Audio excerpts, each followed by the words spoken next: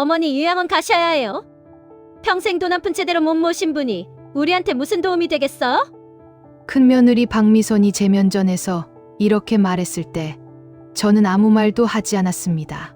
75년을 살면서 이렇게 무시당한 적은 처음이었어요. 가족들 눈에 저는 그저 무능하고 가난한 늙은이였으니까요. 하지만 그들은 몰랐습니다. 제 방구석 40년 동안 아무도 열어보지 못한 낡은 가죽 케이스 안에 무엇이 들어있는지를요. 구독과 좋아요 버튼 꾹 눌러주시면 이 충격적인 반전의 전말을 끝까지 전해드리겠습니다. 저는 김순자, 올해 75입니다. 서울 외곽의 25평짜리 아파트. 이곳에서 큰아들 태수 내외, 그리고 손자 태양이와 함께 산 지 벌써 15년이 되어갑니다.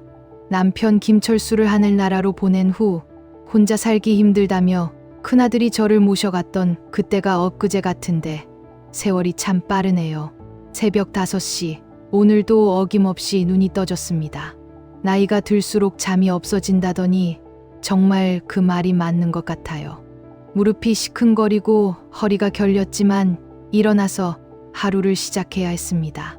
아들 가족을 위해 아침 준비를 해야 하니까요. 삼평 남짓한 제 방에서 일어나 조용히 문을 열었어요.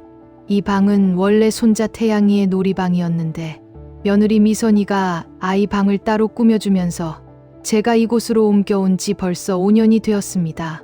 창문도 작고 햇볕도 잘 들지 않는 곳이지만 저는 불평하지 않았어요. 아들 가족이 넓고 환한 방에서 편하게 지내는 게 더 중요하니까요. 거실을 지나 부엌으로 향했습니다.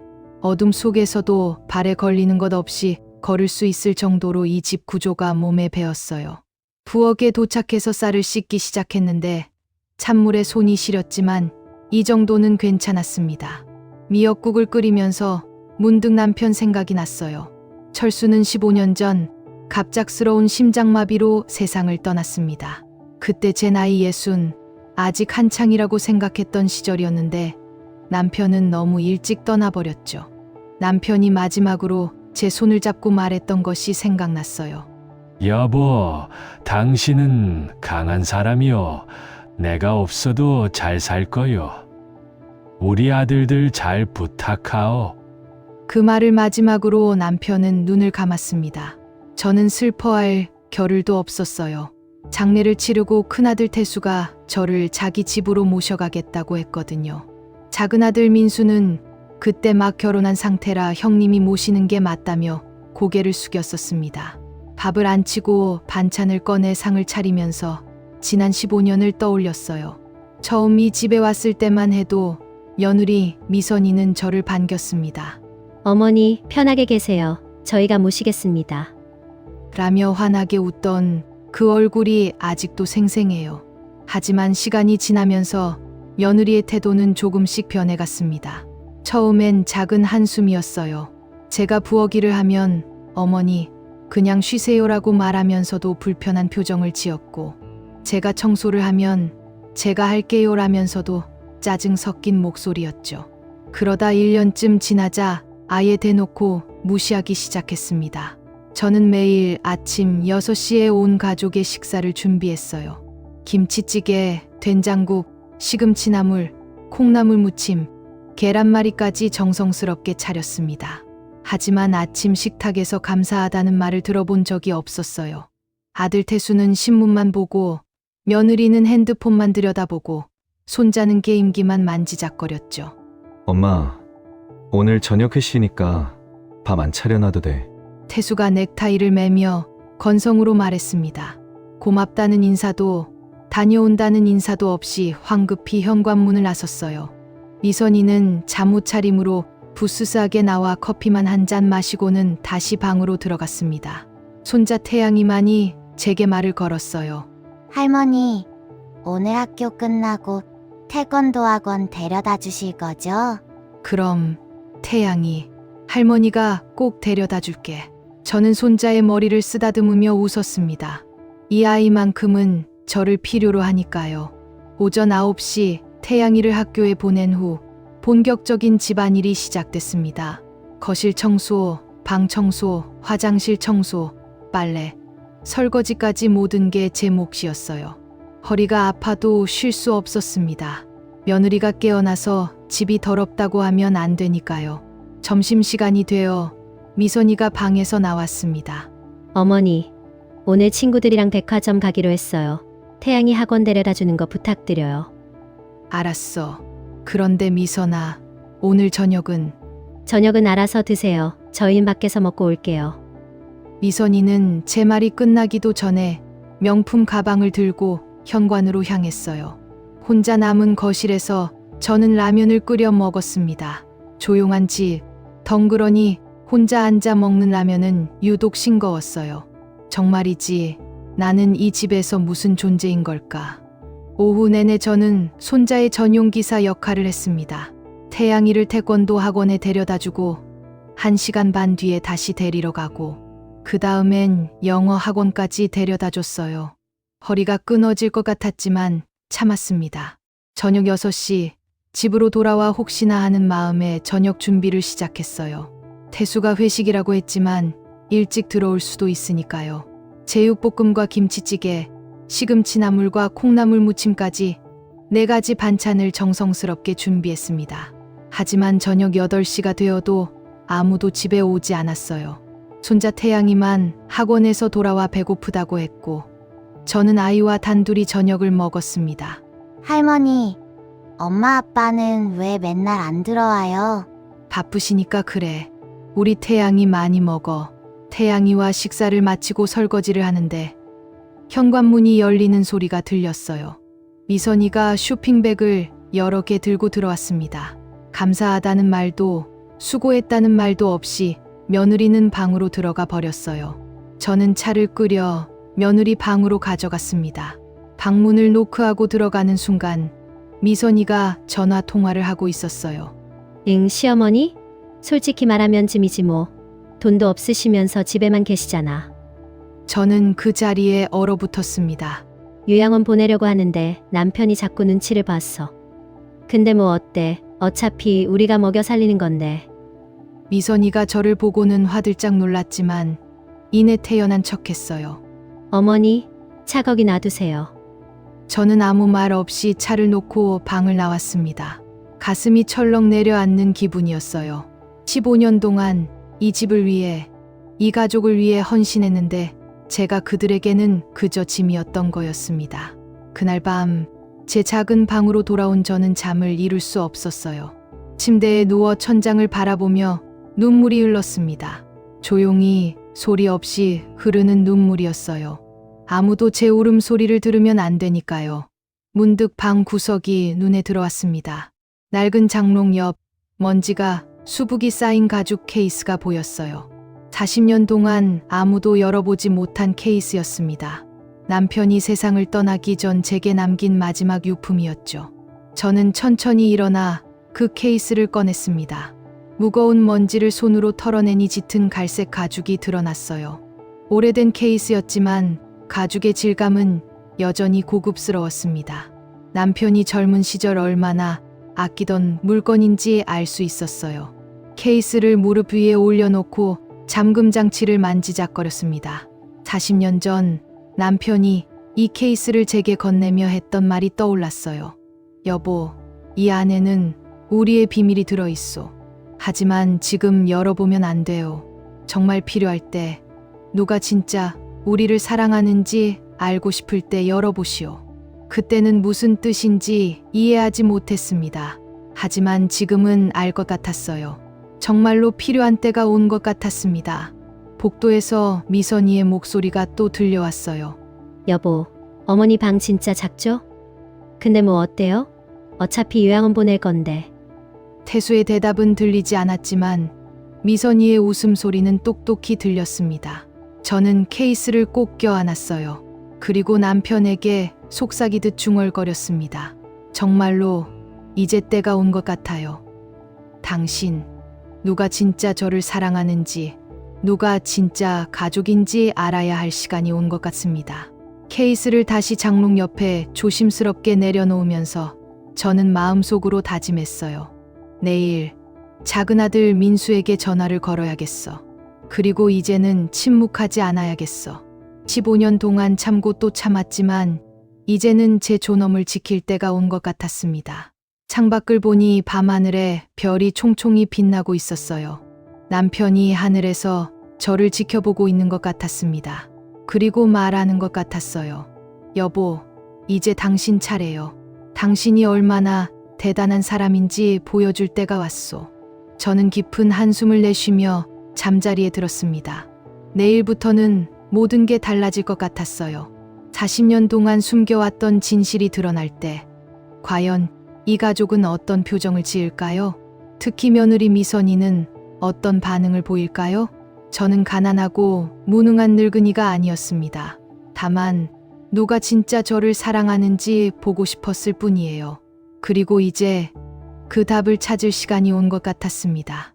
그날 밤 이후 저는 더 이상 예전의 제가 아니었습니다. 겉으로는 여전히 순종적인 시어머니였지만 마음속에서는 무언가가 단단하게 굳어지고 있었어요. 며느리가 저를 짐이라고 했던 그 말이 귓가에서 맴돌았습니다. 다음 날 아침 평소와 다름없이 새벽 5시에 일어나 아침 준비를 했어요. 하지만 이번엔 달랐습니다.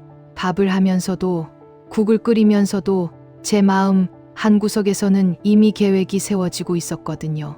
작은 아들 민수에게 연락해야겠다는 생각이 떠나지 않았어요. 아침 식사 시간이 되자 온 가족이 식탁에 모였습니다.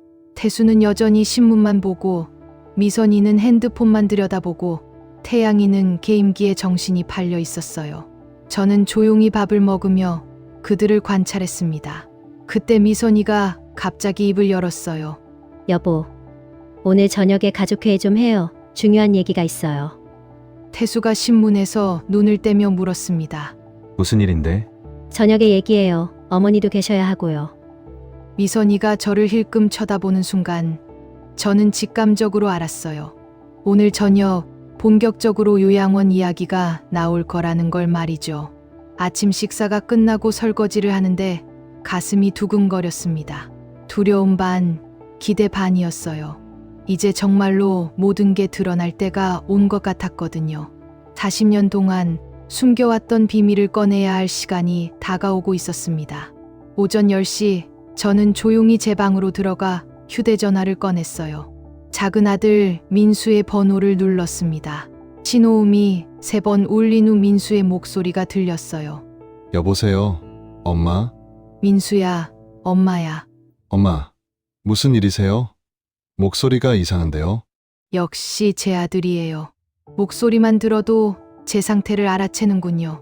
민수야, 엄마가 부탁 하나만 할게. 오늘 저녁에 형님 집에 좀 와줄 수 있겠니? 저녁에요? 갑자기 무슨 일이신데요? 자세한 얘기는 나중에 할게. 그냥 오늘 꼭 와줬으면 좋겠어. 전화 너머로 민수가 잠시 침묵했습니다. 그리고는 단호하게 대답했어요. 알겠습니다. 엄마, 제가 수정이랑 같이 갈게요. 고맙다, 아들아. 전화를 끊고 나서 저는 깊은 숨을 내쉬었습니다. 이제 준비는 끝났어요. 오후 시간은 참 더디게 흘러갔습니다. 평소처럼 청소를 하고 빨래를 개고 저녁 준비를 했지만 마음은 계속 저녁 시간에 가 있었어요. 미선이는 오후 내내 전화통화를 하며 무언가를 준비하는 것 같았습니다. 응. 맞아, 오늘 확실하게 정리할 거야. 더 이상 미룰 수 없어. 복도를 지나가다 들은 미선이의 전화통화 내용이었어요. 저에 대한 이야기인 게 분명했습니다. 저녁 6시 현관 초인종이 울렸습니다. 문을 열자 작은 아들 민수와 며느리 수정이 서 있었어요. 수정은 제 손을 꼭 잡으며 걱정스러운 눈빛을 보냈습니다. 어머니, 괜찮으세요? 괜찮아. 수정아, 들어와. 민수와 수정이 거실로 들어서자 미선이의 표정이 굳어졌어요. 예상하지 못한 손님이었던 거죠.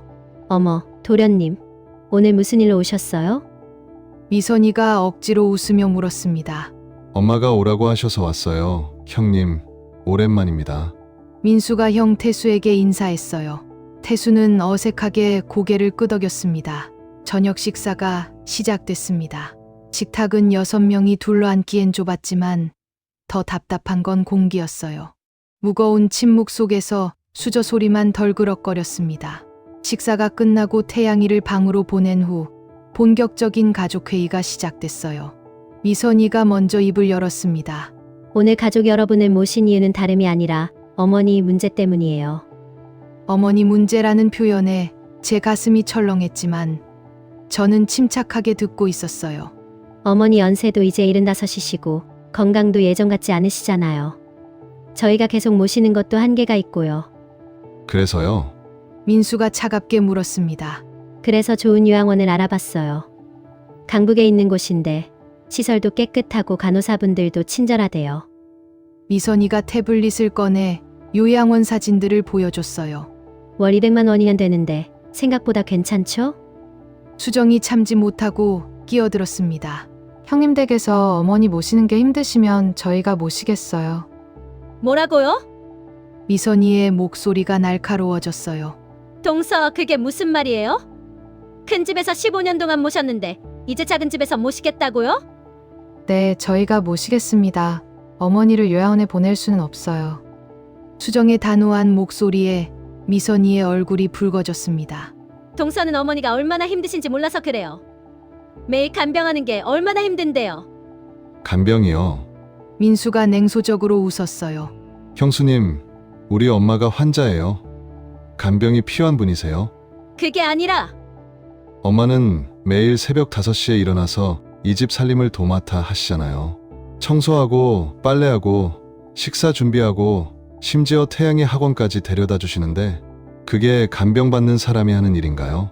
민수의 목소리는 점점 높아졌습니다. 태수가 난처한 표정으로 입을 열었어요. 민수야, 내 형수 말도 일리가 있어. 엄마 연세도 있으시고. 형님, 솔직히 말씀하세요. 요양원 보내시려는 진짜 이유가 뭐예요? 그게 태수가 말을 흐렸습니다. 그때 미선이가 버럭 소리쳤어요. 솔직히 말할게요. 어머니한테 재산도 없잖아요. 우리가 먹여 살리는 건데 당연히 부담되죠. 태양이 대학 등록금도 모아야 하고 우리도 노후 준비해야 하는데. 순간 거실이 조용해졌습니다. 미선이가 하지 말아야 할 말을 해버린 거였어요. 수정은 믿을 수 없다는 표정으로 미선이를 바라봤고 민수는 주먹을 불끈 쥐었습니다. 형수님, 지금 무슨 말씀을 하시는 거예요? 민수의 목소리가 떨렸습니다. 우리 엄마를 돈으로 계산하시는 거예요? 계산이 아니라 현실이에요. 15년 동안 모셨으면 됐잖아요. 이제 동생네가 모시든지 요양원에 가시는지 선택하라고요. 수정이 조용히 일어났습니다. 좋아요, 어머니. 저희 집으로 가시죠. 수정아. 제가 처음으로 입을 열었어요. 모두의 시선이 저에게 집중됐습니다. 다들 진심이 뭔지 잘 알겠구나. 저는 천천히 일어나 제 방으로 걸어갔습니다. 그리고 장롱 옆에서 그 낡은 가죽 케이스를 꺼내왔어요. 거실로 돌아와 탁자 위에 케이스를 내려놓았습니다. 이게 뭐예요, 어머니? 태수가 물었어요. 너희 아버지가 남긴 거야. 미선이의 눈빛이 변했습니다. 혹시 돈이 들어있는 건 아닐까 하는 기대감이 역력했어요. 어머니, 그 안에 뭐가 들어있어요? 궁금하니? 저는 케이스의 먼지를 털어내며 천천히 말했습니다. 하지만 오늘은 안 열어줄 거야. 진짜 나를 사랑하는 사람에게만 보여줄 거니까. 엄마, 그게 무슨... 태수가 당황하며 말했지만 저는 케이스를 꼭 안았습니다. 수정아, 민수야, 나 정말 너희 집으로 가도 되겠니? 당연하죠. 어머니, 저희가 모시겠어요. 수정이 제 손을 잡았습니다. 그 손이 얼마나 따뜻한지 모르겠어요. 좋아, 그럼 짐 싸서 갈게. 오래 걸리지 않을 거야. 내게 별로 가진 게 없으니까. 저는 제 방으로 들어가 옷까지 몇 벌을 챙겼습니다. 15년 동안 살았던 집이지만 제 물건이라곤 정말 몇 가지 없었어요. 작은 여행 가방 하나면 충분했습니다. 가장 중요한 건 그 가죽 케이스였죠. 방을 나서는데 태수가 문 앞에 서 있었어요. 엄마, 정말 가실 거예요? 그래, 15년 동안 신세 많이 졌다. 엄마, 저는... 내 마음 다 알아. 하지만 이게 너희한테도 나한테도 좋은 거야. 태수의 눈가가 붉어졌지만 저를 붙잡지는 못했어요. 거실로 나오니 미선이는 고개도 돌리지 않았습니다. 대신 수정이 제 가방을 들어주었어요. 어머니 가시죠. 현관문을 나서며 뒤돌아봤습니다. 15년을 살았던 집이었지만 아쉬움은 없었어요. 오히려 홀가분했습니다. 차가 출발하자 백미러로 아파트가 점점 멀어지는 게 보였어요. 15년의 세월이 그렇게 뒤로 사라지고 있었습니다. 어머니, 괜찮으세요? 수정이 뒷좌석에서 제 손을 잡았어요. 괜찮아, 오히려 마음이 편하구나. 형님 댁에서 참 많이 힘드셨죠? 힘든 건 괜찮았어. 그런데 짐 취급받는 건 참을 수 없더구나. 민수가 운전하며 분노를 사기지 못했습니다. 형수님이 어떻게 그런 말을 할 수가 있어요? 엄마를 돈으로 계산하다니? 민수야, 화내지 마. 오히려 잘 됐어. 이제 누가 진짜 가족인지 확실히 알게 됐잖니. 차는 서울 반대편 민수의 집이 있는 마포구로 향했습니다. 30분쯤 달려 도착한 곳은 조용한 주택가의 작은 빌라였어요. 큰아들 집의 25평 아파트보다 훨씬 작았지만 따뜻함이 느껴졌습니다. 어머니, 이쪽이에요. 수정이 제 가방을 들고 앞장섰습니다. 3층까지 계단을 올라가니 숨이 찼지만 민수와 수정이 양옆에서 저를 부축해줬어요. 이런 따뜻한 손길을 받아본 게 얼마만인지 모르겠더군요. 집 안으로 들어서자 아담하지만 깔끔하게 정리된 공간이 눈에 들어왔습니다. 어머니, 방은 이쪽이에요. 작지만 햇볕이 잘 들어와요. 수정이 안내한 방은 10평 정도 되었어요. 큰아들 집의 제 방보다 훨씬 넓고 밝았습니다. 창문으로 햇살이 쏟아져 들어왔어요. 여기가 내 방이야? 네, 어머니, 저희가 미리 준비해뒀어요. 방 안에는 새 침대와 옷장, 작은 화장대까지 마련되어 있었습니다. 이걸 언제? 어머니가 전화하시기 일주일 전부터 준비했어요. 언젠가 어머니를 모셔야겠다고 생각했거든요. 수정의 말에 눈물이 핑 돌았어요. 민수와 수정은 제가 형 집에서 어떻게 지내는지 알고 있었던 거였습니다. 그래서 미리 준비해뒀던 거죠. 고맙구나. 정말 고마워. 그날 밤 저는 오랜만에 편안하게 잠들 수 있었습니다. 넓고 따뜻한 방, 부드러운 침대, 그리고 무엇보다 저를 진심으로 환대해주는 가족이 있다는 사실이 마음을 편안하게 해줬어요. 하지만 잠들기 전 저는 가죽 케이스를 침대 옆에 조심스럽게 놓았습니다. 아직 열 때가 아니었어요. 하지만 아주 곧 그 안의 비밀을 꺼낼 때가 올 것 같았습니다. 그리고 그때 진짜 세상이 뒤집어질 거예요. 큰며느리 미선이가 얼마나 후회할지 벌써 눈에 선하더군요. 작은아들 민수의 집에서 보낸 첫날 아침, 저는 오랜만에 여유롭게 눈을 떴습니다. 시계를 보니 오전 7시였어요. 15년 만에 새벽 5시가 아닌 시간에 일어난 거였죠. 창문으로 쏟아지는 햇살이 얼마나 따뜻한지 모르겠더군요. 큰아들 집의 작고 어두운 방과는 완전히 달랐습니다. 침대에서 일어나 창밖을 바라봤어요. 평화로운 주택가의 아침 풍경이 눈에 들어왔습니다. 사람들이 출근 준비를 하고 아이들이 등교하는 모습들이 정겹더군요. 그런데 문득 큰손자 태양이 생각이 났습니다. 저 없이도 잘 일어나서 학교 갔을까? 아침 준비를 하려고 방문을 열었는데 부엌에서 이미 수정이가 분주하게 움직이고 있었어요. 어머니, 일어나셨어요? 아침 거의 다 됐어요. 수정아, 내가 할 텐데. 어머니, 앉아 계세요. 오늘부터는 제가 할게요. 수정이가 환하게 웃으며 식탁으로 저를 안내했습니다. 식탁에는 따끈한 된장찌개와 고등어구이, 김치와 나물 반찬이 정갈하게 차려져 있었어요. 15년 동안 늘 제가 차려주던 밥상을 받아보니 기분이 묘했습니다. 민수도 넥타이를 매며 식탁에 앉았어요. 엄마, 잘 주무셨어요? 그래, 정말 오랜만에 푹 잤다. 다행이네요. 앞으로 편하게 지내세요. 민수가 밥을 먹으며 말했습니다. 그런데 그의 표정이 어딘가 어두워 보였어요. 민수야, 무슨 걱정 있니? 아니에요. 엄마 그냥 형님 댁 생각이 나서요. 형님한테서 전화가 몇 통 왔어요. 엄마 모셔다 드리라고. 식탁이 잠시 조용해졌습니다. 그래서 뭐라고 했어? 형님한테는 엄마 의사를 존중한다고 했어요. 근데 형수님이 계속 전화하시더라고요. 수정이 끼어들었습니다.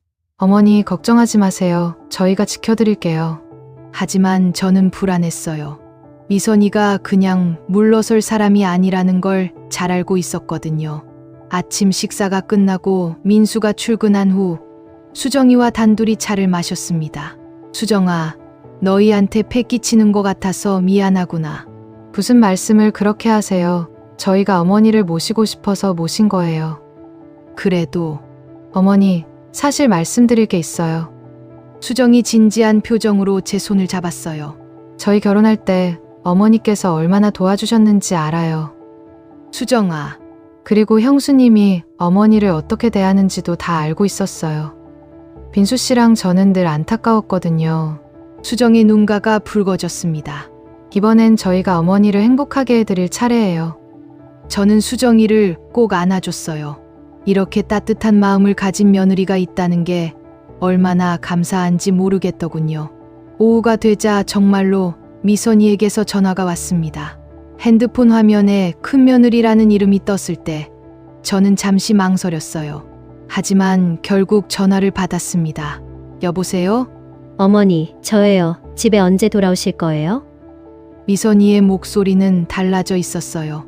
짜증 섞인 목소리 대신 억지로 친절한 척하는 목소리였습니다.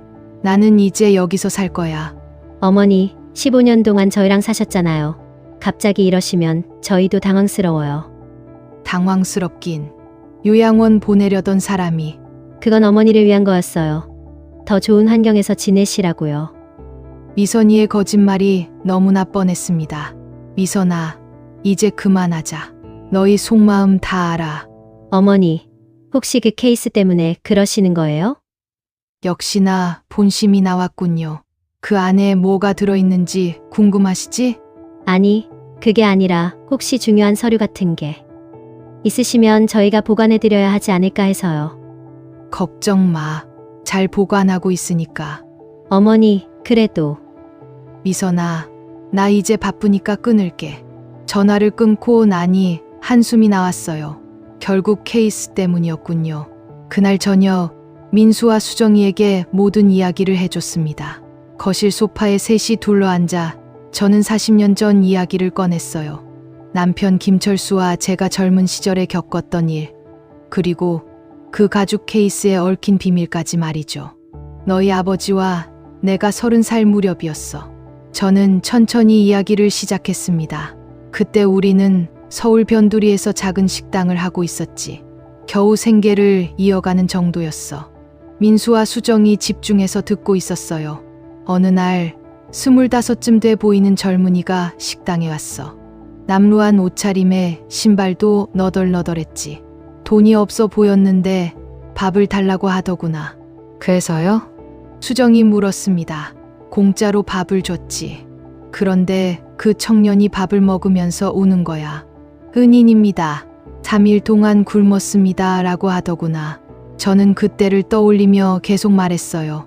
그 청년이 장인호라는 이름이었어. 시골에서 서울로 올라왔는데 사기를 당해서 무일푼이 됐다고 했지. 그래서 어떻게 하셨어요? 너희 아버지와 상의해서 그 청년에게 우리 식당 2층을 내줬어. 그리고 식당 일을 도와주는 조건으로 밥을 주기로 했지. 민수가 고개를 끄덕였습니다. 장인호는 정말 성실한 청년이었어. 새벽부터 밤늦게까지 일했고 틈틈이 공부도 했지. 그러다 1년쯤 지났을 때 그 청년이 사업 아이디어가 있다고 하더구나. 무슨 사업이었어요? 당시만 해도 생소했던 수입 잡화 사업이었어. 외국에서 저렴하게 물건을 들여와서 파는 거였지. 하지만 자본금이 필요했어. 저는 잠시 숨을 고르고 말을 이었습니다. 그때 우리가 가진 전 재산이 3천만 원 정도였어. 엄청난 돈이었지. 그 돈으로 식당을 조금 더 크게 할 생각이었거든. 그런데요, 너희 아버지와 내가 상의 끝에 그 돈을 장인호에게 투자해 주기로 했어. 그 청년의 눈빛이 진심이었거든. 그리고 실패하면 평생 갚아도 된다고 했지. 수정이 눈을 크게 떴습니다. 3천만 원을요? 그때 그 돈이면 그때는 집 한 채에 살 수 있는 큰 돈이었지. 우리도 무모한 결정이었다는 걸 알았어. 하지만 그 청년을 믿고 싶었거든. 그래서 어떻게 됐어요? 민수가 앞으로 몸을 기울이며 물었습니다. 장인호는 그 돈으로 사업을 시작했어. 처음엔 작은 노점상으로 시작해서 점점 크게 키워나갔지.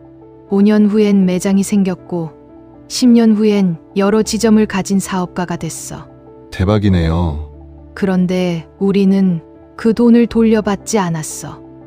네, 민수와 수정이 동시에 놀란 표정을 지었어요. 장인호가 몇 번이나 돈을 갚으려고 했지만 너희 아버지가 거절했어. 자네가 성공하는 걸 보는 게 더 기쁘네. 그 돈은 자네 사업에 계속 쓰게라고 했지.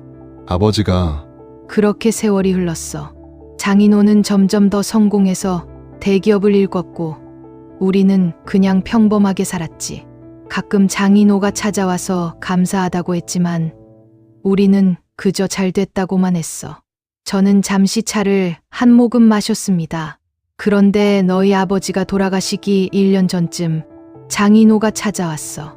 그리고 40년 동안 자기가 한 일을 고백하더구나. 무슨 일이요? 장인호는 40년 동안 매달 우리 명의로 통장에 돈을 입금했대. 처음엔 10만 원씩, 나중엔 100만 원씩 감사의 마음을 담아서 말이야. 수정이 손으로 입을 가렸습니다. 40년 동안이요? 그래. 우리가 전혀 모르는 사이에 비밀 계좌를 만들어서 입금해 왔던 거야. 그리고 그 서류들을 가죽 케이스에 담아서 우리에게 줬지. 그럼 그 케이스 안에 민수의 목소리가 떨렸습니다. 40년치 입금 내역이 담긴 통장들과 서류들이 있어. 그리고 장인호가 우리 명의로 만들어둔 증권 계좌도 있지. 도대체 얼마나? 정확한 금액은 나도 몰라. 아직 은행에 가서 확인하지 않았거든. 하지만 장인호가 했던 말로는 저는 깊은 숨을 들이쉬었습니다. 수십억 원이 넘는다고 했어. 거실이 조용해졌습니다. 민수와 수정이 믿을 수 없다는 표정으로 저를 바라봤어요. 한참 후에야 민수가 입을 열었습니다. 엄마, 그럼 형님이 그래, 태수는 이 사실을 전혀 몰라. 너희 아버지가 돌아가신 후 나도 이 케이스를 열어보지 않았거든. 진짜 필요할 때까지 기다리라고 당신이 말했으니까. 그런데 왜 지금까지? 수정이 물었어요. 누가 진짜 나를 사랑하는지 보고 싶었어. 돈 때문이 아니라 진심으로 말이야. 저는 두 사람을 바라봤습니다. 그리고 이제 알았어. 너희가 진짜 가족이라는 걸. 민수가 눈물을 글썽이며 말했습니다. 엄마, 저희는 그런 거 몰랐어요. 정말로 엄마를 모시고 싶었을 뿐이에요. 알아. 그래서 이제 그 케이스를 열려고 해. 정말요? 그래. 하지만 그 전에 해야 할 일이 있어. 저는 핸드폰을 꺼내 전화번호를 찾았습니다. 40년 만에 다시 걸어보는 번호였어요. 여보세요? 장인호 회장님 계신가요? 저 김순자입니다. 전화가 연결되자 반대편에서 놀란 목소리가 들렸습니다. 은희님, 정말 오랜만입니다. 회장님, 만나 뵙고 싶습니다. 이제 그 케이스를 열어볼 때가 된 것 같아요. 알겠습니다. 언제 어디로 찾아뵐까요? 제가 있는 곳으로 와주시겠어요? 주소를 알려드릴게요. 전화를 끊고 나니 민수와 수정이 긴장한 표정으로 저를 바라봤어요. 어머니, 정말 괜찮으세요? 괜찮아. 이제 모든 걸 정리할 때가 됐어. 그날 밤 저는 오랜만에 제 방에서 그 가죽 케이스를 무릎에 올려놓고 앉았습니다. 40년 동안 기다려온 순간이었어요. 하지만 아직 열지는 않았습니다. 내일 장인호 회장이 왔을 때 함께 열기로 했거든요. 케이스를 쓰다듬으며 저는 남편에게 속삭였어요. 당신 말이 맞았어. 정말로 누가 진짜 우리를 사랑하는지 알게 됐어요. 창밖으로 달빛이 쏟아져 들어왔습니다. 내일이면 모든 게 달라질 거예요. 큰아들 태수와 며느리 미선이가 이 사실을 알게 되면 어떤 표정을 지을까요? 아마 후회하겠죠. 그렇게 함부로 대했던 시어머니가 사실은 수십억 원의 재산을 가진 사람이었다는 걸 알게 되면 말이에요. 하지만 이미 늦었습니다. 저는 이미 누가 진짜 가족인지 알게 됐으니까요. 그리고 제 존엄을 되찾을 준비가 됐습니다. 내일 모든 게 시작될 거예요. 40년 동안 숨겨졌던 진실이 세상에 드러나고 진짜 가족과 가짜 가족이 확실하게 갈릴 것입니다. 저는 케이스를 침대 옆에 조심스럽게 내려놓고 잠자리에 들었어요. 하지만 잠이 오지 않았습니다. 내일에 대한 기대와 걱정이 뒤섞여 있었거든요. 정말로 내일은 제 인생에서 가장 중요한 날이 될 것 같았습니다. 다음 날 오전 10시 민수네 집 앞에 고급 승용차 한 대가 멈춰 섰습니다. 검은색 벤츠 S클래스였어요. 동네 사람들이 하나둘 창문으로 내다보기 시작했습니다. 이 평범한 주택가에는 어울리지 않는 차였거든요. 저는 거실 창가에서 그 차를 바라보고 있었어요.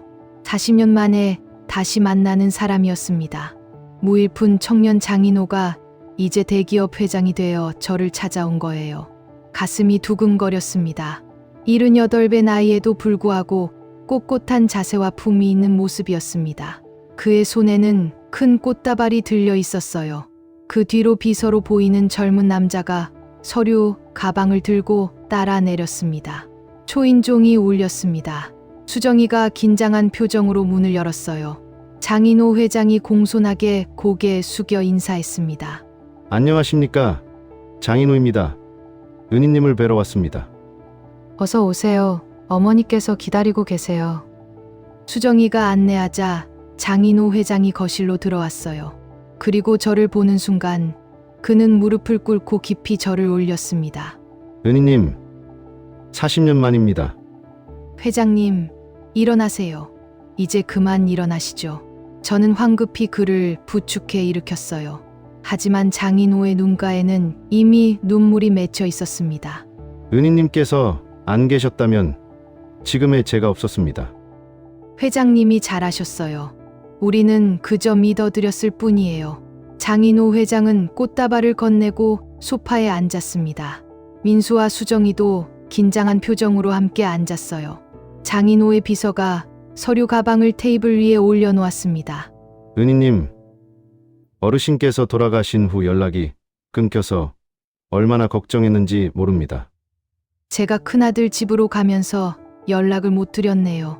전화드려도 받지 않으셔서 혹시 무슨 일이 있으신 건 아닌가 걱정했습니다. 장인호가 안타까운 표정을 지었어요. 회장님, 사실은 저는 지난 15년 동안 큰아들 집에서 겪었던 일들을 간략히 설명했습니다. 장인호의 표정이 점점 굳어졌어요. 은희님께서 그런 대우를 받으셨다니 제가 더 자주 찾아뵈었어야 했는데. 아니에요. 오히려 제가 이런 일을 겪어서 진짜 가족이 누군지 알게 됐어요. 저는 민수와 수정을 바라보며 말했습니다. 이 아이들이 저를 진심으로 모셔주고 있어요. 장인호가 민수와 수정에게도 정중히 인사했습니다. 어머님을 잘 모셔주셔서 감사합니다. 이분은 제 인생의 은인이십니다. 저희 엄마인데요. 당연한 일입니다. 민수가 당당하게 대답했어요. 장인호가 비서에게 눈짓하자 비서가 서류 가방을 열었습니다. 그 안에서 여러 장의 서류와 통장, 그리고 두꺼운 파일이 나왔어요. 은희님, 제가 40년 동안 준비한 것들입니다. 장인호가 서류들을 하나씩 꺼내며 설명하기 시작했습니다. 첫 번째는 매달 입금한 통장 내역입니다. 처음 10년은 매달 10만 원씩, 그 다음 10년은 50만 원씩, 그 다음 10년은 100만 원씩, 마지막 10년은 200만 원씩 입금했습니다. 수정이 계산기를 두드리더니 놀란 표정을 지었어요. 이게 7억 2천만 원이에요. 그것뿐만이 아닙니다. 장인호가 두 번째 서류를 꺼냈어요. 제 회사 주식을 은희님 명의로 매달 조금씩 사놓았습니다. 40년 동안 모은 주식이 현재 시가로 약 45억 원입니다. 거실이 조용해졌습니다.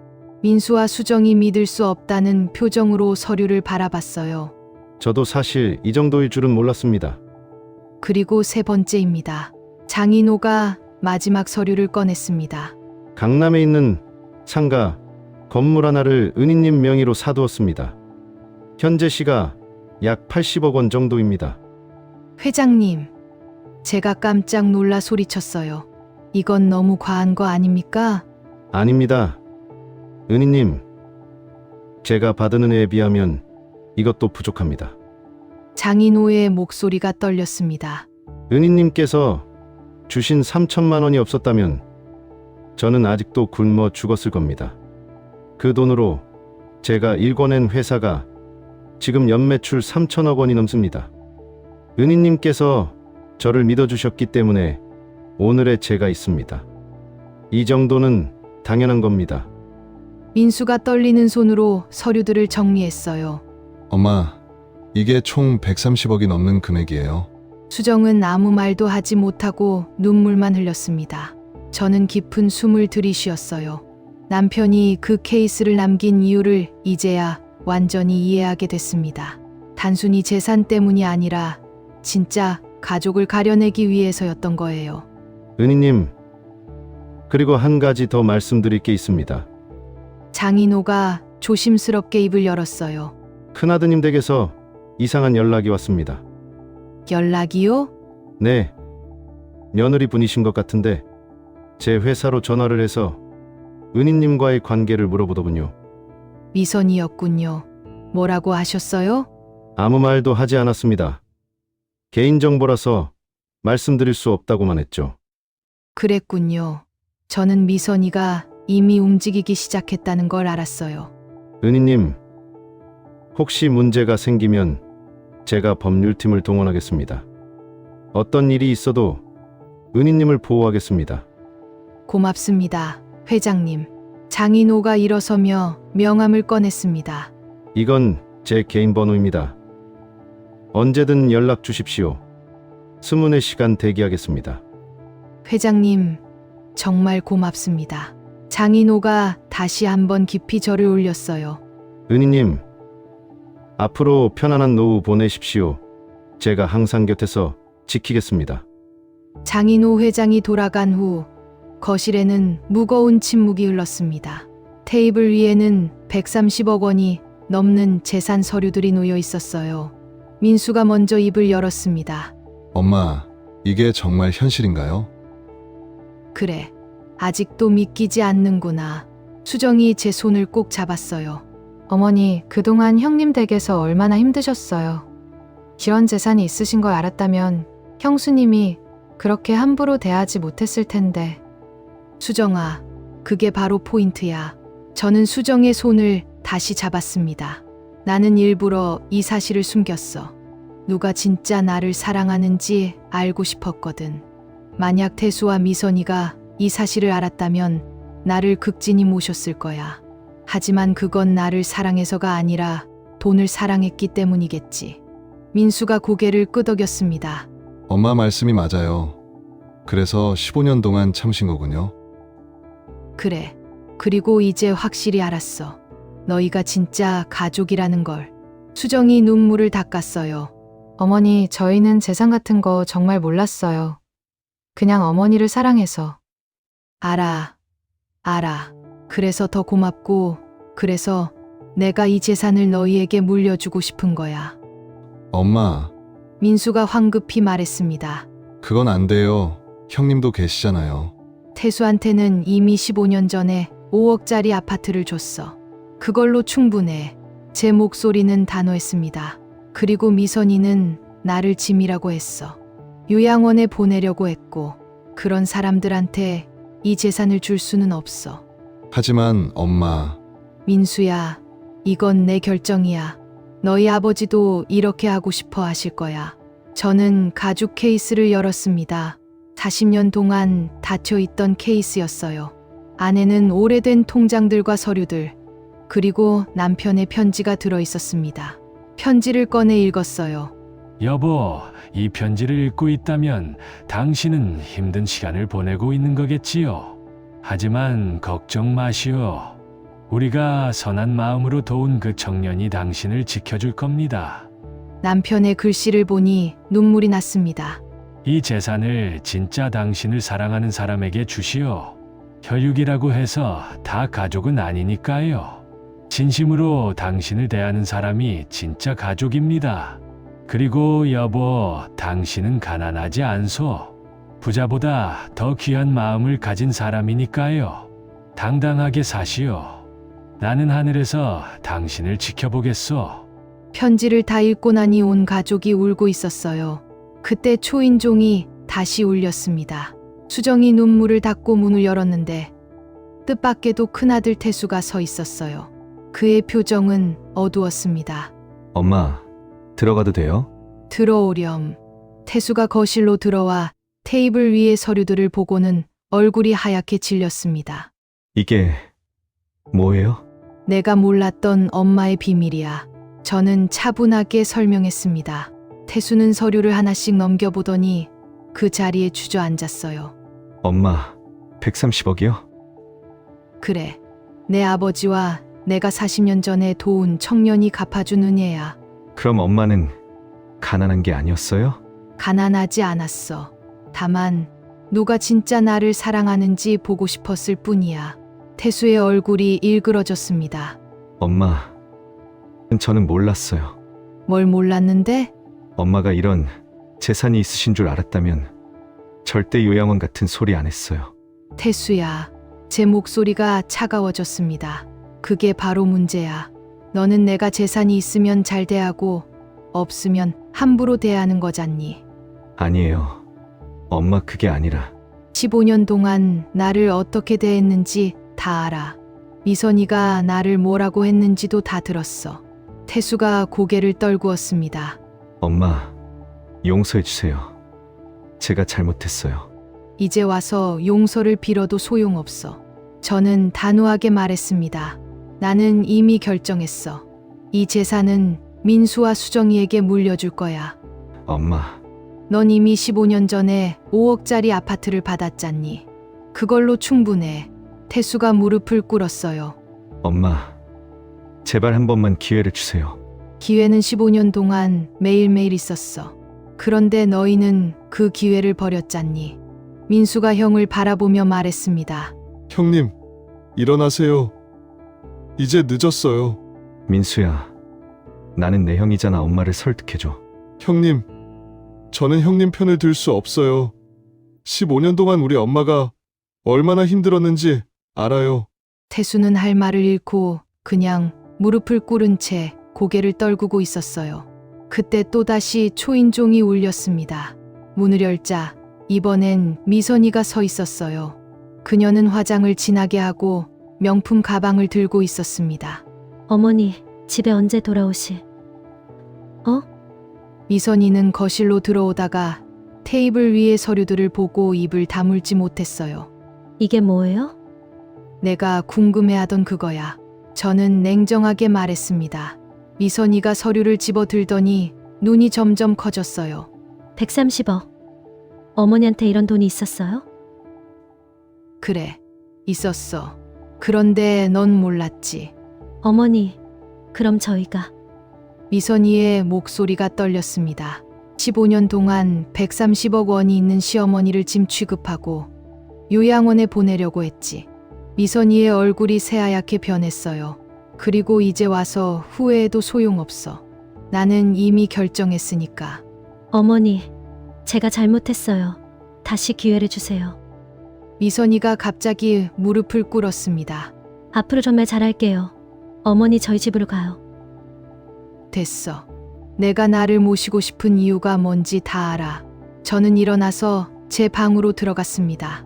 더 이상 그들과 대화하고 싶지 않았어요. 방문을 닫으니 밖에서 태수와 미선이가 우는 소리가 들렸습니다. 하지만 저는 이미 마음을 정했어요. 진짜 가족은 민수와 수정이었습니다. 그들만이 저를 진심으로 사랑했으니까요. 창밖을 보니 하늘이 맑았습니다. 남편이 하늘에서 웃고 있는 것 같았어요. 잘했어. 여보, 이제 당당하게 사시오. 네, 이제 저는 당당하게 살겠어요. 그날 이후 일주일 동안 태수와 미선이는 매일같이 전화를 걸어왔습니다. 하루에도 수십 통씩 전화가 왔지만 저는 한 번도 받지 않았어요. 문자 메시지도 끊임없이 왔습니다. 엄마, 잘못했어요. 어머니, 제발 한 번만 기회를 주세요. 손자 태양이가 할머니 보고 싶어 해요. 하지만 이미 늦었습니다. 민수와 수정이는 제가 편안하게 지낼 수 있도록 온갖 배려를 다 해줬어요. 수정이는 매일 아침 맛있는 식사를 준비해줬고, 민수는 퇴근 후 저와 함께 산책을 다녔습니다. 어느 화창한 오후, 현관 초인종이 울렸습니다. 수정이가 문을 열었는데 뜻밖에도 손자 태양이가 혼자 서 있었어요. 10살 배기 아이의 눈은 울어서 빨갛게 부어 있었습니다. 할머니 계세요? 태양이의 목소리를 듣는 순간 제 가슴이 철렁 내려앉았어요. 태양아. 저는 황급히 문으로 달려갔습니다. 할머니, 태양이가 제 품에 안겨 울기 시작했어요. 아이의 어깨가 심하게 떨렸습니다. 할머니, 왜 안 와요? 엄마 아빠가 매일 싸워요. 할머니 보고 싶어요.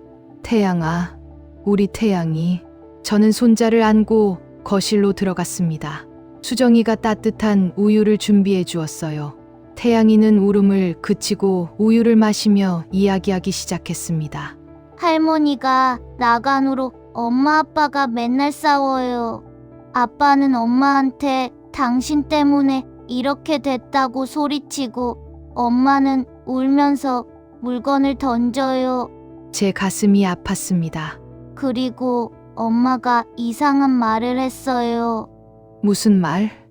130억이 날아갔어. 다 당신 때문이야 라고요. 130억이 뭐예요?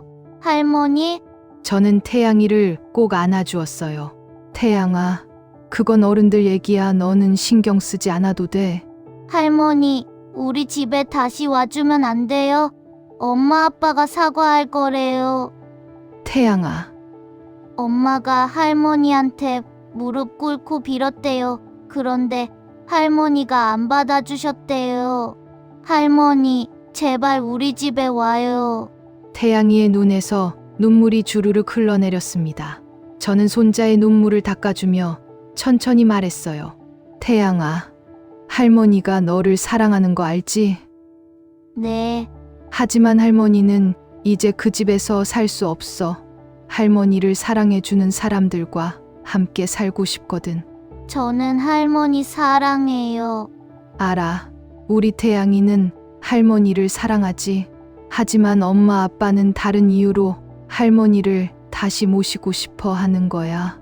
태양이는 이해하지 못하는 표정이었어요. 아직 어린 나이에 어른들의 복잡한 이해관계를 이해할 수는 없었겠죠. 그때 다급한 발소리와 함께 미선이가 현관으로 뛰어들어왔습니다. 태양아, 어디 갔어? 엄마 얼마나 놀랐는지 알아? 미선이는 숨을 헐떡이며 태양이를 끌어안았어요. 그리고 저를 보더니 표정이 굳어졌습니다. 어머니! 어머니 정말 저희한테 기회를 안 주시는 거예요? 큰애야, 이미 말했잖아. 이제 늦었다고. 어머니 130억이 어떻게 된 돈인지 아세요?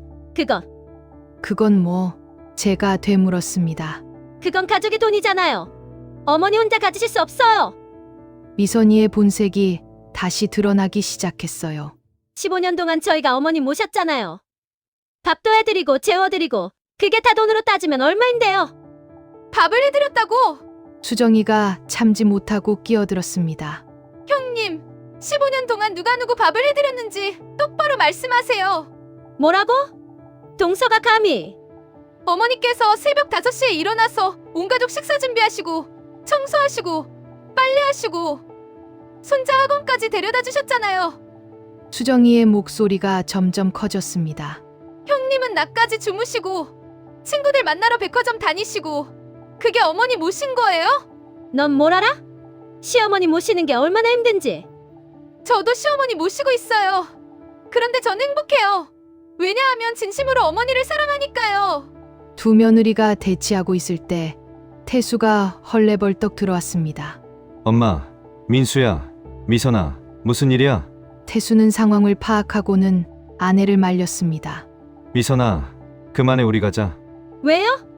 당신 엄마 재산이 130억인데 우리가 반은 받아야 하잖아요. 미선이의 목소리에는 더 이상 존댓말도 없었어요. 15년 동안 모신 게 아무것도 아니에요? 우리 법적으로 따져야 해요. 큰애야, 제가 조용히 입을 열었습니다. 법적으로 따지고 싶으시다고요? 네. 당연히 저희도 권리가 있어요. 좋아. 그럼 내가 법적으로 따져볼게. 저는 민수에게 눈짓했고 민수가 서류 봉투를 하나 가져왔어요. 이게 뭔데요? 미선이가 경계하며 물었습니다. 장인호 회장님의 법률팀에서 준비한 서류예요. 지난 15년간 내가 태순의 집에서 한 모든 가사 노동의 금전적 가치를 계산한 거야. 저는 서류를 펼쳤습니다. 매일 3끼 식사 준비, 청소, 빨래, 육아 보조, 학원 픽업 서비스. 이 모든 걸 시간당 최저임금으로 계산하면 15년 동안 약 4억 2천만 원의 가치라고 하더구나. 미선이의 얼굴이 하얗게 질렸어요. 그리고 내가 15년 전에 태수에게 증여한 아파트는 당시 시가 5억 원이었지.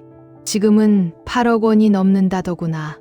내가 15년 동안 제공한 노동력 4억과 아파트 8억을 합치면 12억인데. 그런데 큰애는 130억 중 절반을 요구를 해? 제 목소리는 차갑지만 또렷했습니다. 법적으로 따지면 오히려 내가 큰애, 너희 부부에게 받을 게 있는 거 아니겠니? 태수가 아내의 팔을 잡았습니다. 미선아, 그만하자. 우리 가자. 하지만 엄마 말씀이 맞아. 우리가 잘못했어. 태수가 저를 바라봤습니다. 엄마, 정말 죄송합니다. 제가 남편으로서, 아들로서 제 역할을 못했어요. 태수의 눈에 진짜 후회가 보였어요. 하지만 이미 늦었습니다. 태수야, 넌 좋은 아들이었어. 하지만 좋은 남편이 되려다 나쁜 아들이 됐구나. 엄마, 이제 가거라. 태양이도 데려가고. 태양이가 제 옷자락을 붙잡았어요. 할머니, 저는 할머니랑 같이 있고 싶어요.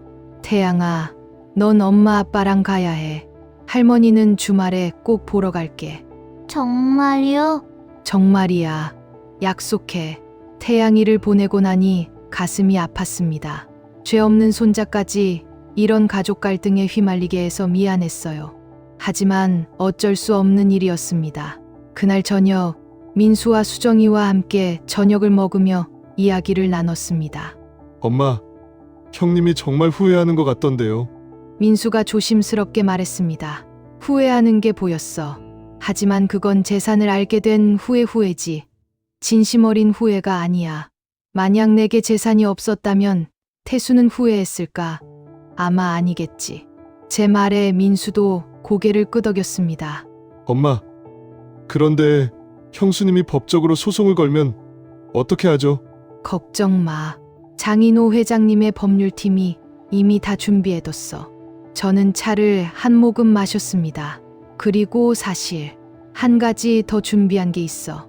뭔데요? 15년 동안의 기록이야. 저는 제 방에서 낡은 노트 한 권을 가져왔어요. 이게 뭐예요? 수정이가 물었습니다. 내가 15년 동안 쓴 일기야. 노트를 펼치니 빼곡한 글씨들이 보였어요. 매일매일 무슨 일이 있었는지, 미선이가 뭐라고 했는지, 내가 어떤 일을 했는지 다 기록했어. 민수가 노트를 넘겨보더니 눈물을 글썽였습니다. 엄마, 이렇게까지... 노트에는 15년간의 모든 일들이 기록되어 있었어요. 2010년 3월 5일, 오늘도 새벽 5시에 일어나 밥을 했다. 미선이가 국이 짜다며 한숨을 쉬었다. 2012년 7월 18일, 태양이 생일이라 케이크를 만들었다. 가족 사진을 찍었는데 나는 사진기를 들고 있어서 사진에 없다. 2015년 11월 2일, 허리가 너무 아파서 병원에 가고 싶었지만 태양이 학원 픽업 시간이라 참았다. 2018년 4월 20일, 미선이가 친구들 앞에서 시어머니가 재산이라도 있으면 모를까라고 말하는 걸 들었다. 가슴이 아팠다.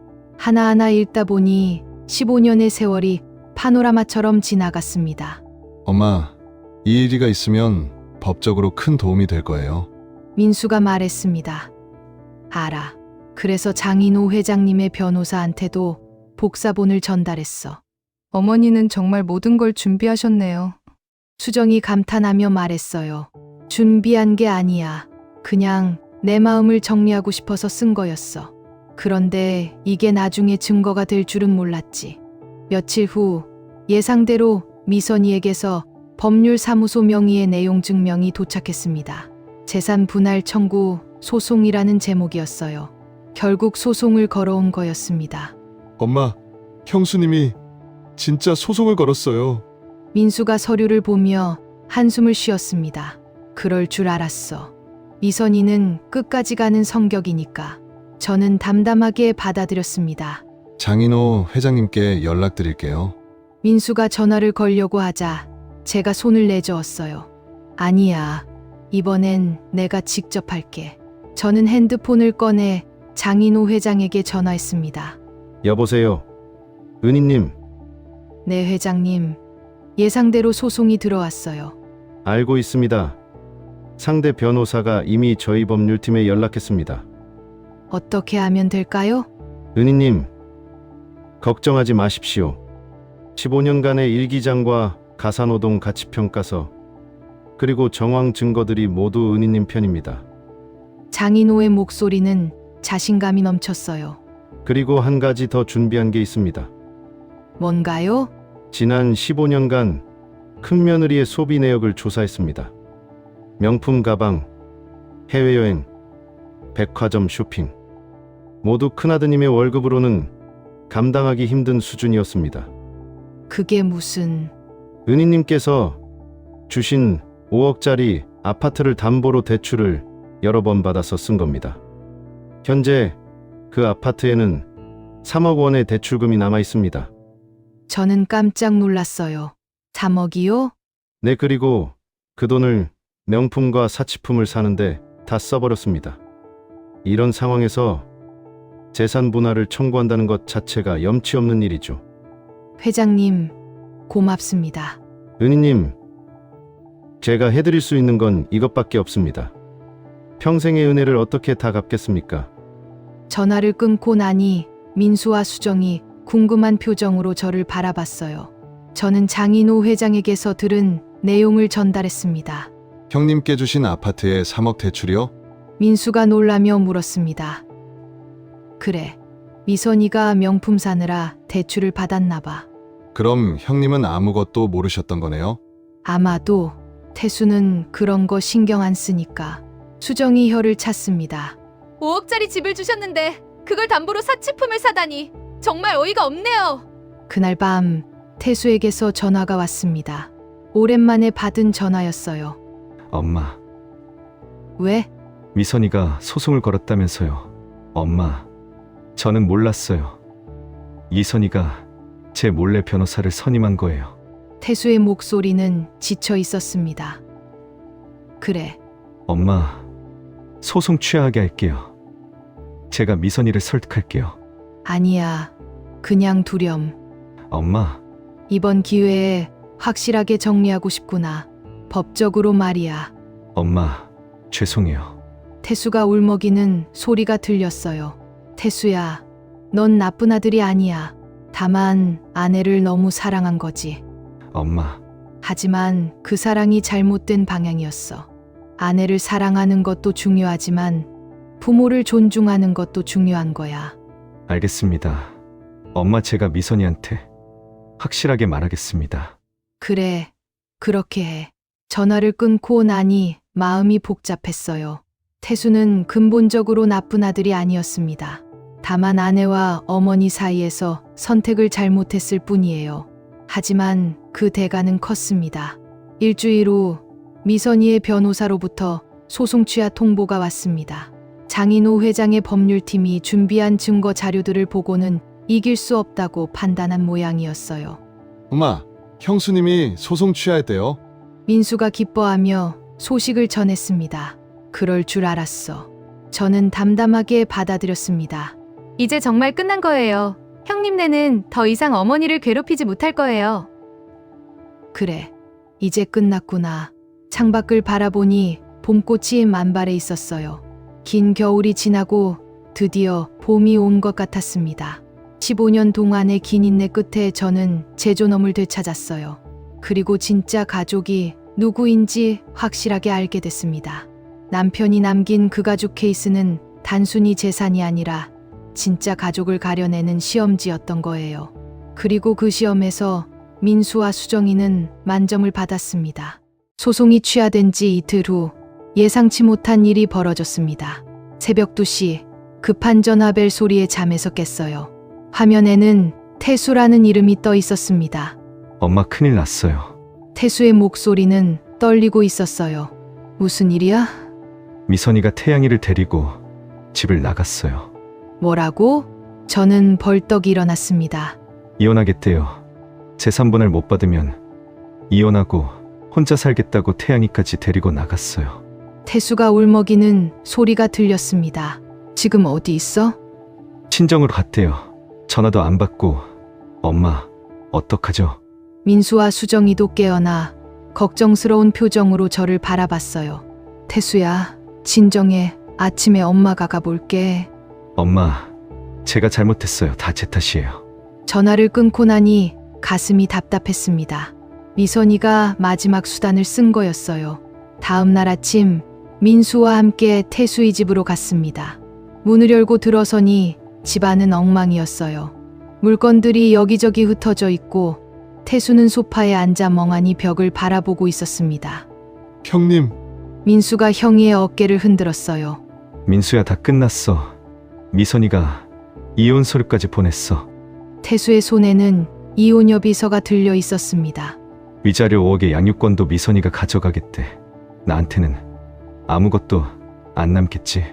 형님, 정신 차리세요. 저는 태수를 똑바로 바라봤습니다. 태수야, 이제라도 바로잡아야지. 미선이는 내가 아니라 돈을 원하는 거야. 알아요. 엄마 이제 다 알아요. 태수가 고개를 떨구었어요. 하지만 태양이가 엄마 없이 어떻게 살아요? 태양이는 내가 돌볼게. 엄마, 하지만 조건이 있어. 너는 이혼 서류에 사인하지 마. 미선이가 진짜 원하는 게 뭔지 확실히 해야 해. 그날 오후 저는 직접 미선이의 친정으로 찾아갔습니다. 장인호 회장이 보낸 차를 타고 갔어요. 미선이 친정 앞에 고급 차가 서자 동네 사람들이 쳐다봤습니다. 초인종을 누르자 미선이의 어머니가 문을 열었어요. 누구세요? 저 김순자입니다. 미선이 시어머니예요. 아, 사돈. 미선이 어머니의 표정이 굳어졌습니다. 미선이 좀 만나게 해주시겠어요? 미선이는 지금 만나고 싶지 않대요. 5분만이요, 제발. 마지못해 문을 열어준 미선이 어머니, 뒤로 미선이가 보였어요. 그녀는 눈이 퉁퉁 부어 있었습니다. 어머니가 왜 여기까지 오셨어요? 미선이의 목소리는 적대적이었습니다. 큰애야, 우리 이야기 좀 하자. 할 말 없어요. 어차피 재산도 못 받을 거. 이혼이나 하고 제 인생 살 거예요. 정말 그게 다야. 태양이는? 태양이는 제가 키울 거예요. 위자료랑 양육비 받아서요. 미선이의 눈에는 여전히 돈에 대한 집착이 보였어요. 큰애야, 내가 제안 하나 할게. 제안이요? 이혼하지 말고 태수랑 다시 시작해봐. 그러면 내가 태양이 대학 등록금까지 모두 책임질게. 미선이의 눈빛이 변했습니다. 얼마나요? 4년 대학 등록금, 전액 약 5천만 원 정도? 그것뿐이에요? 미선이가 코웃음 쳤어요. 어머니 재산이 130억인데 겨우 5천만 원이요? 큰애야, 내 재산은 내 재산이야. 손자 교육비는 할머니로서 해줄 수 있지만 며느리 뒷바라지는 못해. 결국 한 푼도 안 주시겠다는 거잖아요. 미선이가 소리쳤습니다. 15년 동안 시어머니 모신 게 아무 의미 없어요? 15년 동안 내가 너희 집 가사노동 다 했잖아. 그걸로 충분해. 어머니는 정말 매정하세요. 매정한 건 누구야? 시어머니를 짐이라고 하고 요양원 보내려던 사람이. 제 목소리는 차가웠습니다. 큰애야, 마지막으로 말할게. 이혼하면 너도, 태수도, 태양이도 모두 불행해져. 그리고 넌 위자료도 제대로 못 받을 거야. 아파트에 3억 대출 있는 거 알고 있어. 미선이의 얼굴이 하얗게 질렸습니다. 그걸 어떻게... 나는 다 알아. 내가 명품 사느라 몰래 대출 받은 것도, 태수 몰래 카드 돌려막기 한 것도. 이혼하면 그게 다 드러나. 그럼 위자료는커녕 태양이 양육권도 못 가져가. 미선이가 주저앉았습니다. 생각 잘해봐. 이혼해서 빈손으로 나갈 거냐? 아니면 가족으로 남아서 태양이라도 잘 키울 거냐? 저는 돌아서서 나왔습니다. 사흘 후 태수에게서 연락이 왔습니다. 엄마, 미선이가 집으로 돌아왔어요. 그래, 이혼은 안 하기로 했대요. 대신 부부 상담을 받기로 했어요. 잘했어. 태수야. 엄마, 정말 태양이 등록금 대주실 거예요? 물론이지. 할머니로서 당연히 해줘야지. 태수의 목소리에서 안도감이 느껴졌습니다. 하지만 저는 알고 있었어요. 이건 끝이 아니라 새로운 시작일 뿐이라는 것을. 미선이는 변하지 않을 것입니다. 다만 계산만 다시 했을 뿐이죠. 그래도 괜찮았어요. 적어도 태양이는 지킬 수 있었으니까요. 한 달 후, 저는 특별한 자리를 마련했습니다. 온 가족이 모이는 자리였어요. 태수 가족과 민수 가족, 그리고 장인호 회장까지 초대했습니다. 장소는 장인호 회장이 소유한 한강변의 고급 레스토랑이었어요. 엄마, 왜 갑자기 이런 자리를 만드셨어요? 민수가 조심스럽게 물었습니다. 정열게 있어서 이제 모든 걸 마무리하고 싶구나. 저녁 7시 가족들이 하나둘 도착하기 시작했어요. 태수와 미선이는 서로 어색하게 거리를 두고 앉았습니다. 한 달간의 부부 상담에도 불구하고 둘 사이의 금은 여전히 깊어 보였어요. 태양이만 할머니를 보자 환하게 웃으며 달려왔습니다. 할머니, 우리 태양이 많이 컸네. 장인호 회장이 마지막으로 도착했어요. 그는 정중하게 모두에게 인사했습니다. 안녕하십니까? 장인호입니다. 태수와 미선이는 처음 보는 회장 앞에서 긴장한 표정이었어요. 식사가 시작되고 잠시 후 저는 와인잔을 들어 올렸습니다.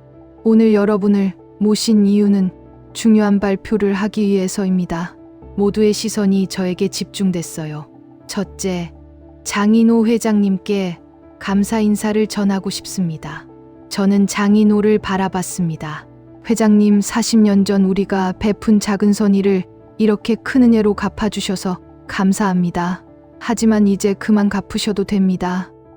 은희님, 회장님의 성공이 가장 큰 보답입니다. 앞으로는 회장님의 인생을 사세요. 장인호의 눈가에 눈물이 맺혔습니다. 둘째, 제 재산 처분에 대한 최종 결정을 발표하겠습니다. 미선이가 몸을 앞으로 기울였어요. 총 130억 원의 재산 중 100억 원은 제가 설립할 장학재단에 기부합니다. 엄마!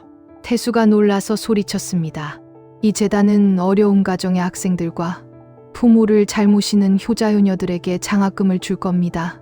미선이의 얼굴이 새하얗게 변했어요. 나머지 30억 원 중 20억은 민수와 수정이에게 물려줍니다. 어머니, 수정이 눈물을 글썽였습니다. 너희는 나를 진심으로 사랑해줬어. 그 마음에 대한 보답이야. 그럼 저희는요? 미선이가 떨리는 목소리로 물었습니다. 태수 가족에게는 10억을 줍니다. 겨우 10억이요? 미선이의 목소리가 날카로워졌습니다. 겨우 15년 전에 준 5억짜리 아파트에 지금 10억까지면 총 15억이야. 충분하지 않아? 하지만 동생네는 20억인데. 민수네는 나를 진심으로 사랑했고 너희는 뭐 다들 알잖아. 제 목소리는 단호했습니다. 큰애야, 10억도 감사해야지 안 줄 수도 있었어. 태수가 아내의 손을 잡았어요. 미선아, 그만해. 엄마 감사합니다.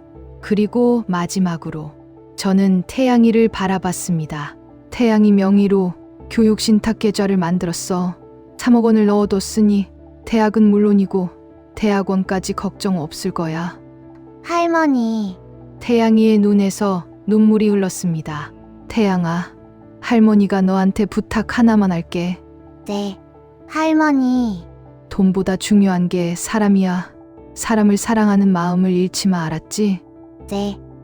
할머니 꼭 기억할게요. 미선이가 갑자기 일어섰습니다. 어머니, 전 이해할 수 없어요. 똑같은 아들인데 왜 이렇게 차별하세요? 차별이 아니야. 큰애야 대우의 차이지. 뭐가 달라요? 너희는 나한테 요양원 가라고 했어. 짐이라고 했고 130억이 있는 줄 알았다면 그랬을까? 미선이가 말문이 막혔어요. 반면 민순애는 내가 무일푼이라고 생각했는데도 날 모셨어. 그게 차이야. 어머니는 우리를 시험하신 거예요? 시험이 아니야. 그냥 진심을 보고 싶었을 뿐이야. 저는 천천히 일어났습니다. 큰애야, 마지막으로 할 말이 있어? 미선이는 한참을 망설이다가 무릎을 꿇었습니다. 어머니 정말 죄송합니다. 이번엔 진짜 눈물이었어요. 제가 너무 욕심이 많았어요. 돈만 보고 정말 중요한 걸 놓쳤어요. 이제야 알았구나. 어머니, 용서해 주세요. 앞으로 정말 잘할게요. 저는 미선이를 일으켰습니다. 큰애야, 난 이미 용서했어. 하지만 잊지는 않았어. 10억은 너희에게 주는 마지막 기회야. 그 돈으로 잘 살아. 그리고 태양이 잘 키워. 감사합니다, 어머니. 태수도 무릎을 꿇었습니다. 엄마, 저도 정말 죄송해요. 남편으로서, 아들로서 제 역할을 못했어요. 태수야, 일어나렴. 저는 아들을 일으켰습니다. 넌 나쁜 아들이 아니었어. 다만 선택을 잘못했을 뿐이야. 이제라도 바로 잡으면 돼. 네, 엄마. 그날 밤 모든 게 정리됐습니다. 40년 동안 숨겨뒀던 비밀도, 15년 동안 쌓였던 원망도, 한 달 동안 벌어졌던 갈등도 모두 마무리됐어요. 집으로 돌아오는 차 안에서 민수가 물었습니다. 엄마, 후회 안 하세요? 형님한테도 10억을 주시다니. 후회 안 해. 태수도 내 아들이니까. 하지만 민수야, 사람은 변할 수 있어. 미선이도 이번 일로 뭔가 깨달았을 거야. 그럴까요? 모르지. 하지만 기회는 줘야지. 그게 가족이니까. 수정이 제 손을 꼭 잡았습니다. 어머니, 정말 대단하세요. 대단한 게 아니야. 그냥 엄마일 뿐이야. 집에 도착해서 창밖을 바라봤어요. 별이 빛나는 밤하늘이 보였습니다. 남편이 하늘에서 웃고 있는 것 같았어요. 잘했어. 여보, 이제 편히 쉬시오. 네, 당신 이제 편히 쉴게요. 그로부터 6개월이 흘렀습니다. 가을이 깊어가는 어느 화창한 오후, 저는 민수네 집 거실에서 따뜻한 차를 마시고 있었어요. 창밖으로 노란 은행잎이 떨어지는 모습이 보였습니다. 초인종이 울렸습니다. 수정이가 문을 열자 태양이가 서 있었어요. 손에는 성적표를 들고 있었습니다. 할머니, 저 전교 10등 했어요. 우리 태양이 정말? 태양이를 꼭 안아주며 성적표를 봤어요. 모든 과목이 A였습니다. 할머니 말씀 기억해요. 돈보다 중요한 건 사람이라고. 그래서 친구들도 열심히 도와줬어요. 착하구나. 우리 태양이. 태양이 뒤로 태수가 들어왔습니다. 6개월 전보다 훨씬 밝아진 얼굴이었어요. 엄마, 안녕하세요. 태수야, 어서 와. 엄마, 미선이가 인사드리고 싶대요. 문 밖에서 미선이가 조심스럽게 들어왔습니다. 예전의 화려한 모습은 없었어요. 수수한 옷차림에 화장도 연하게 했습니다. 어머니, 안녕하세요. 어서 와, 큰애야. 미선이는 제 앞에 앉으며 손수 만든 반찬통을 내밀었습니다. 어머니, 제가 직접 만들었어요. 맛은 어머니만 못하지만. 고마워. 6개월 동안 미선이는 정말 많이 변했습니다. 명품 가방은 다 팔고 사치스러운 생활도 끊었어요. 부부 상담을 꾸준히 받으며 태수와의 관계도 회복해가고 있었습니다. 어머니, 제가 파트타임을 시작했어요. 그래, 네, 동네 카페에서 일해요. 처음엔 힘들었는데 이제는 일하는 게 좋아요. 제 돈으로 뭔가를 사는 게 이렇게 뿌듯한 줄 몰랐어요. 미선이의 눈빛이 달라져 있었습니다. 어머니, 정말 죄송했어요. 그래도 감사해요. 10억이 있어서 저희가 다시 시작할 수 있었어요. 잘하고 있어. 큰애야. 태수가 입을 열었습니다. 엄마, 저희 아파트 대출 다 갚았어요. 그리고 남은 돈으로 태양이 교육 신탁에 1억 넣었어요. 그래, 잘했어. 엄마 말씀이 맞았어요. 돈은 쓰는 게 아니라 모으는 거더라고요. 가족들이 모두 차를 마시며 이야기를 나누고 있을 때 또 초인종이 울렸습니다. 이번엔 장인호 회장이었어요. 은희님, 좋은 소식을 가지고 왔습니다. 무슨 소식인데요? 은희님 명의로 설립한 장학재단. 첫 장학생을 선발했습니다. 장인호가 태블릿을 꺼내 보여줬어요. 화면에는 20명의 학생들 사진이 있었습니다. 이 학생들 모두 어려운 가정 형편에도 불구하고 부모님을 극진히 모시는 조자 효녀들입니다. 정말 기특하네요. 은희님 덕분에 이 아이들이 꿈을 이룰 수 있게 됐습니다. 장인호가 감사 편지 한 통을 건넸어요. 장학생 중 한 명이 쓴 편지였습니다. 할머니, 감사합니다. 저는 아버지가 편찮으셔서 학교를 그만둘까 생각했어요. 하지만 할머니 덕분에 계속 공부할 수 있게 됐어요. 꼭 훌륭한 사람이 되어서 할머니처럼 다른 사람을 도울게요. 편지를 읽으며 눈물이 났습니다. 이게 바로 진짜 의미 있는 일이에요. 회장님, 은희님께서 40년 전 저에게 하신 일이 이렇게 이어지고 있습니다. 그날 저녁 온 가족이 함께 저녁을 먹었습니다. 민수와 수정이가 준비한 음식들이 식탁 가득 차려져 있었어요. 태수 가족도 함께였고 웃음소리가 끊이지 않았습니다. 건배. 모두가 잔을 들었습니다. 가족의 건강과 행복을 위하여. 태양이가 제 옆에 앉으며 물었어요. 할머니, 행복하세요. 그럼 아주 행복해. 저도 나중에 할머니처럼 훌륭한 사람이 될 거예요. 우리 태양이는 벌써 훌륭해. 식사가 끝나고 설거지를 하는데 미선이가 다가왔습니다. 어머니, 제가 할게요. 괜찮아. 같이 해. 둘이서 설거지를 하며 미선이가 조용히 말했어요. 어머니, 전 정말 바보였어요. 가장 소중한 걸 놓치고 돈만 쫓았어요. 이제라도 알았잖아. 어머니가 15년 동안 우리를 위해 하신 일들, 이제야 조금 이해가 돼요. 미선이의 눈에 진심이 보였습니다. 어머니, 저 이제 진짜 며느리가 되고 싶어요. 큰애야, 너는 이미 내 며느리야. 우리 가족이고. 두 사람은 서로를 바라보며 웃었습니다. 그날 밤 모두가 돌아가고 조용해진 거실에서 저는 남편 사진을 꺼내 들었어요. 당신 다 봤죠? 사진 속 남편이 웃고 있는 것 같았습니다. 당신이 남긴 그 케이스 덕분에 진짜 가족이 누군지 알았어요. 그리고 아이들도 모두 깨달음을 얻었고요. 창밖으로 달빛이 쏟아져 들어왔어요. 130억이라는 돈은 숫자에 불과했어요. 진짜 가치는 사람의 마음이었죠. 저는 그날 일기장을 꺼내 마지막 장을 펼쳤습니다. 2024년 11월 23일. 오늘은 정말 행복한 하루였다. 두 아들과 두 며느리, 그리고 손자가 모두 모여 저녁을 먹었다. 미선이가 직접 만든 반찬을 가져왔고 태수는 웃고 있었다. 민수와 수정이는 여전히 나를 사랑으로 대해주고 있다. 40년 전 남편과 함께한 선한 선택이 오늘의 축복을 만들었다. 130억이라는 돈보다 더 큰 것을 얻었다. 바로 진짜 가족이다.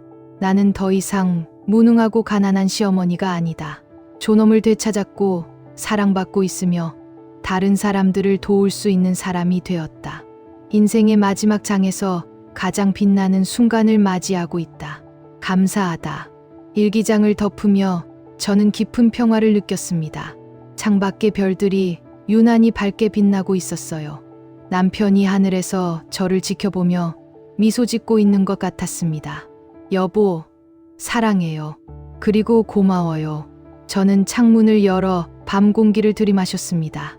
새로운 시작이었어요. 75세의 나이에 찾은 진짜 자유와 존엄, 그리고 사랑이었습니다. 끝이 아니라 시작이었습니다.